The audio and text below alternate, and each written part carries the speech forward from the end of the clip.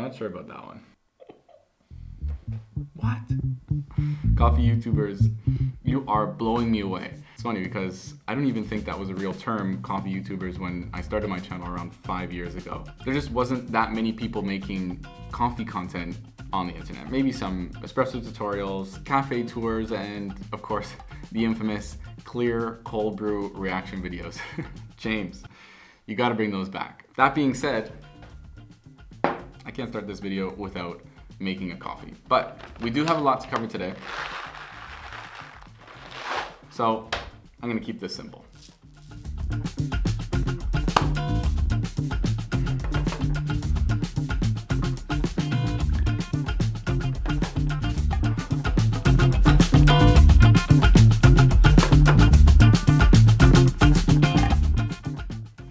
Cheers, coffee nerds. I'm Brody Vissers, and in this video, I want to focus specifically on coffee YouTubers, those who are regularly creating video content about coffee, some that I really think you should keep an eye on, and also what we can learn from them. Maybe you are a coffee YouTuber as well. So first up, I'm sure you've heard of him, Latte Art. He is cracking me up right now. This video right here.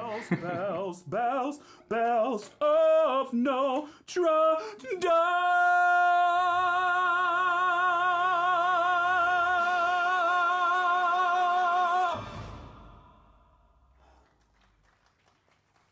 Okay, so. Oh, I love it. This is the epitome of engaging content. He really brings coffee science to life. He's very, very knowledgeable, but he makes it fun, distills it down in a way that's really easy to understand and easy to connect to. So we were at an event around 2 years ago, and he mentioned to me that, in the beginning, he would just grab his camera, record, work through all the mistakes, and, very little editing. Even if they were half an hour long, people would still watch because he offered a lot of value. So if you want to get into the nitty-gritty of coffee gear and brewing and everything coffee related, check out Latte Art. Morgan Eckroth. Morgan drinks coffee. This is someone that Lance actually coached during the World Barista Championship. So she came in first in the USA and second in the world's. Great accomplishment. And I also bring Morgan up because she is the second very high level World Barista competitor to surpass 1 million subscribers on YouTube. Why do I say that? Why is that relevant? So today I thought we would go back to my roots as a creator, which is on TikTok, if you didn't know. It just goes to show that specialty coffee is really catching on with a greater audience. Considering that last video that I just showed you got over 1 million views. But what I love about Morgan's content as well, even in the origins and TikTok, if you've been following her for a long time, she really makes coffee relatable to the everyday person, whether it's skits in the cafe, or brew tutorials, and also bringing people along her barista competition journey. So if that's something that you're interested in pursuing in the future, you can watch some of her videos to get some tips there. Today we're talking about balls. Kyle Roselle. Of course, I have to bring up Kyle for multiple reasons. He just joined the 100 sub coffee club, as maybe I'll call it. So congrats, buddy. He's just been so consistent in putting out great content from day one. I've been following along since the early days. It's also, for me, really proud to see a fellow Canadian to pushing their content out in such a short amount of time. Of course, there are others, but if you are ever interested in deciding on which espresso grinder to buy, which espresso machine for home, or of course, some brew tutorials, how to brew one way or another, Kyle is your guy. And he also just launched a coffee roastery called September with his wife. So definitely check that out. See if you can order some coffee. Try it out for yourself. That's a really big step. Hello, it's European Coffee Trip. And we are in Istanbul, Turkey. European coffee trip. Now, Alice and Radek have been at it, the coffee YouTube game, for a very long time. If you go back to some of their earliest videos, it was like around 8 or over 8 years ago. So that's almost ancient history in coffee land. But I started watching their channel before I had started mine and before moving to Europe, because I wanted to get a sense of the European coffee scene. I was planning on doing a bit of bike trekking and wanted to know which cafes to stop off at along my way across Spain in this case. So they were very, very helpful. But to see that they're still at it after such a long time, and they've hired a few more hands on deck to help them out. It is very inspiring. So watching their tours from Barcelona to Stockholm to Istanbul to Athens, you know, seeing interviews with some of the world's top coffee competitors and entrepreneurs, and even farm trips, something that I really love to do, to places like Brazil and Tanzania. They even have a documentary all about the AeroPress. So if you're a fan of the AeroPress, check out their channel, check out their documentary, but you know, maybe get lost in some of their 8 years of coffee videos. By the way, if you can hit that like button, that really helps these videos out. It helps them get a little bit more exposure. I owe you a coffee. Okay, next, Emily Bryant. So if you are a barista at home or in the cafe and you want to take your latte art really to the next level, Emily Bryant has the keys. Or maybe you just like watching those beautiful videos. It's kind of like a therapy or relaxation. It's very artistic, but she has distilled down the process of teaching latte art, done a very good job at it. In fact, I could probably watch more of her videos because I am self-proclaim to be a terrible latte artist. But that can always change with a little bit of pouring practice and watching Emily's videos. So make sure you go check that out.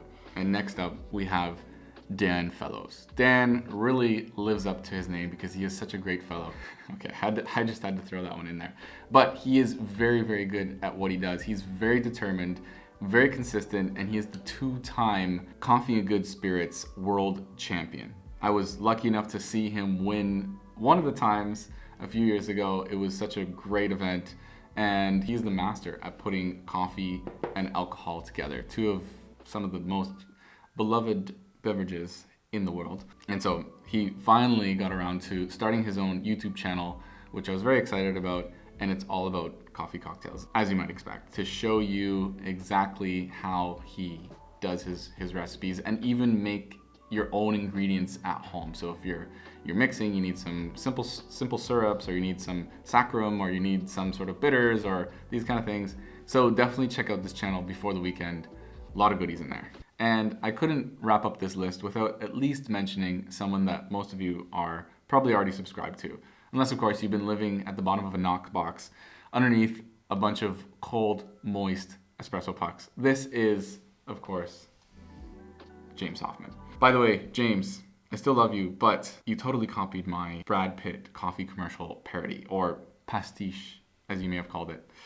I'm not mad, but James really has nailed the art of making coffee content. It's educational, it's funny, it ranges from such a broad amount of topics, from drinking coffee from the 50s to making coffee in a Tesla, why modern espresso looks so bad, and a range of other interesting things that you might be wondering about coffee, or you may not even know exists.